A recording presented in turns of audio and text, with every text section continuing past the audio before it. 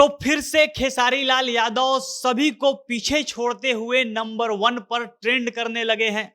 खेसारी लाल यादव ये साबित कर रहे हैं कि आखिर क्यों उनको ट्रेंडिंग स्टार कहा जाता था और दोबारा से वो ट्रेंडिंग म्यूजिक सेक्शन हो, ट्रेंडिंग जो ग्लोबल म्यूजिक चार्ट होता है वो हो और ये इंडिया का म्यूजिक चार्ट हो, हर जगह पे खेसारी लाल यादव दिख रहे हैं। पूरे इंडिया में तो अभी खेसारी लाल यादव ही नंबर 1 है। और एक लंबा इंतजार हुआ था, खेसारी के गाने नहीं चल रहे थे, कहा जा रहा था कि खेसारी का अब करियर समाप्त हो गया, खेसारी अच्छा गाना गा ही नहीं रहे हैं, उनके बस की बात ही नहीं है, तमाम प्रकार की बातें की जा रही थी। लेकिन खेसारी लाल यादव दोबारा से उन्होंने वापसी की है, दोबारा से बाउंस बैक किया है और अभी हर जगह उनके गाने दिख रहे हैं। यूट्यूब का जो म्यूजिक चार्ट है, जो ट्रेंडिंग म्यूजिक सेक्शन होता है, उसमें केवल खेसारी के ही गाने दिख रहे हैं। जिस पवन सिंह का एकदम ड्रीम फेज चल रहा था, लगातार उनके गाने हिट हो रहे हैं, अभी पवन सिंह खेसारी के गानों के सामने कहीं नहीं दिख रहे हैं।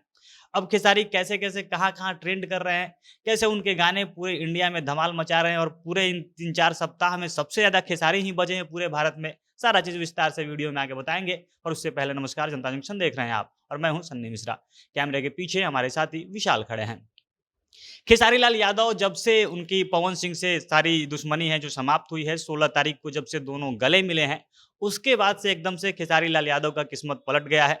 लगातार उनके गाने जितने भी आ रहे हैं, सब के सब हिट हो रहे हैं। दूसरी तरफ पवन सिंह का ठीक इसके उल्टा हो गया है।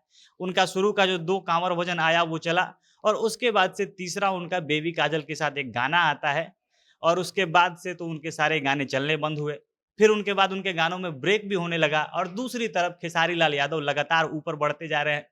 पिछले 3-4 सप्ताह में उनके गाने पूरे भारत में सबसे ज़्यादा चले हैं और इसका नमूना जो यूट्यूब का म्यूजिक चार्ट होता है, इंडिया का जो टॉप म्यूजिक चार्ट है वो दिखा रहा है।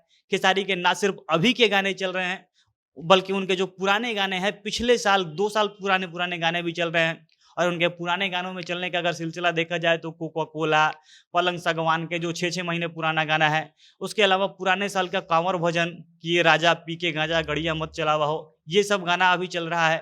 इसके अलावा नथुनिया, सेंट के सीसी, ललका टी-शर्ट, वह सारे गाने उनके जो कई महीने पुराने हो गए या कई साल पुराने हो गए, वो दोबारा से चलने लगे हैं। और इसके अलावा उनका एक गाना जो हर जगह रिकॉर्ड तोड़ रहा है, उस गाने का नाम है आम के स्वाद। ये गाना जो ग्लोबल म्यूजिक चार्ट है, यानी जो पूरे विश्व के टॉप गाने हैं जो पिछले कई महीनों से बज रहे हैं, उसमें 6ठे नंबर पे है और इस लिस्ट में इंडिया का दूसरा कोई गाना नहीं है। टॉप 10 गानों में भारत से कोई गाना नहीं है, भोजपुरी का तो कोई बात ही नहीं किया जाए, दूसरे सिंगरों का। सिर्फ एकमात्र खेसारी लाल यादव का गाना 6ठे नंबर पे है और ये पिछले 6 सप्ताह से यहाँ पे बना हुआ है और इन 6 सप्ताह में इसको 80 मिलियन से भी ज़्यादा सुना गया है। ये अपने आप में काफ़ी बड़ी बात है। इतना ज़्यादा व्यू पर रेट होता है, वो किसी दूसरे गायक का या जो हिंदी गायकों का भी कह लें, जिनका ऑडियंस बहुत ज़्यादा है, उनको भी नहीं देखने को मिलता है। 6 सप्ताह में 80 मिलियन सुने जाना काफ़ी बड़ी बात है। इसके अलावा अगर हम इंडियन म्यूजिक चार्ट पे आएँ, तो यहाँ ये नंबर 1 पे ट्रेंड कर रहे हैं। इनके आस-पास दूसरे कोई भोजपुरी गायक नहीं दिख रहे हैं और यहाँ पे भी व्यू का मामला वही है, क्योंकि पूरे इंडिया में और पूरे विश्व में यही 80 मिलियन से ज़्यादा बार सुना जा चुका है आम के स्वाद का। इसके बाद अभी सावन का सीज़न चल रहा है, तो खेसारी के जो नए हिट हुए गाने हैं, जो नए रिलीज़ हुए गाने हैं, उनकी बात की जाए तो ट्रेंडिंग म्यूजिक सेक्शन में खेसारी का दबदबा है।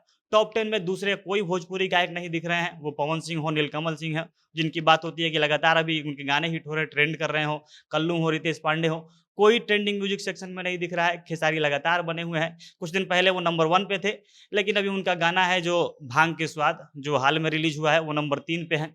इसके बाद 1-2 हिंदी के गाने हैं, साउथ के गाने हैं, फिर उसके बाद 7वें नंबर पर इनका एक और जो कांवर भजन है वो आ जाता है, फूल बेलपत्ता। फिर उसके बाद 11वें नंबर पे भी हिरौआ बम करके उनका एक गाना है, जो कांवर भजन है, वो हिट हो रहा है। उसके नीचे भी उनके गाने ट्रेंड कर रहे हैं, यानी ट्रेंडिंग म्यूजिक सेक्शन हो, ग्लोबल म्यूजिक चार्ट हो जो पूरे विश्व में है, वहाँ पे, और जो इंडिया का टॉप म्यूजिक चार्ट हो, हर जगह खेसारी ट्रेंड कर रहे हैं। और केवल ट्रेंडिंग म्यूजिक सेक्शन में होता है कि अगर गाना नया आता है, अगर कुछ समय में अगर उसपे लगातार एंगेजमेंट मिल रहा है तो ट्रेंड कर जाता है। सिर्फ वो बात नहीं है, बल्कि खेसारी के गाने ज़मीन पे भी बज रहे हैं, डिजिटली भी बज रहे हैं और इसी का नतीजा है कि पिछले 6 सप्ताह में, यानी लगभग 1 डेढ़ महीने में सबसे ज़्यादा उनको सुना गया है। और इसी कारण जो ग्लोबल म्यूजिक चार्ट होता है, क्योंकि अगर गाना तुरंत रिलीज होगा और एंगेजमेंट के चलते आप म्यूजिक चार्ट में जगह नहीं बना पाते हैं, और म्यूजिक चार्ट में जाना, इसका मतलब खेसारी को लोग पसंद कर रहे हैं, खेसारी को सुन रहे हैं और इसी का नतीजा है कि पूरे विश्व का, यानी जो ग्लोबल म्यूजिक चार्ट हो या इंडिया का, इंडियन म्यूजिक चार्ट हो, हर जगह खेसारी ट्रेंड कर रहे हैं और सबसे ऊपर है। यानी जितनी भी अलग अलग इंडस्ट्री है जिस पर गाने आते हैं, पंजाबी हो, बॉलीवुड हो, साउथ इंडस्ट्री हो, सारे इंडस्ट्रीज को पछाड़ के खेसारी नंबर 1 पर ट्रेंड कर रहे हैं। और जो उनको एक ट्रेंडिंग स्टार का टैग मिला है, खेसारी वो साबित कर रहे हैं कि क्यों उनको ट्रेंडिंग स्टार कहा जाता है। और जो बीच में उनको एक जो उनका डाउनफॉल आया था वो समाप्त हो चुका है, फिर से खेसारी ने वापसी कर ली है। बाकी खेसारी के फैंस के लिए ये खुशखबरी है। आप लोग इसके बारे में क्या कुछ कहना चाहते हैं? खेसारी को क्या बधाई देना चाहते हैं? कमेंट बॉक्स में लिख सकते हैं। जनता जंक्शन देख रहे थे आप, बहुत बहुत धन्यवाद।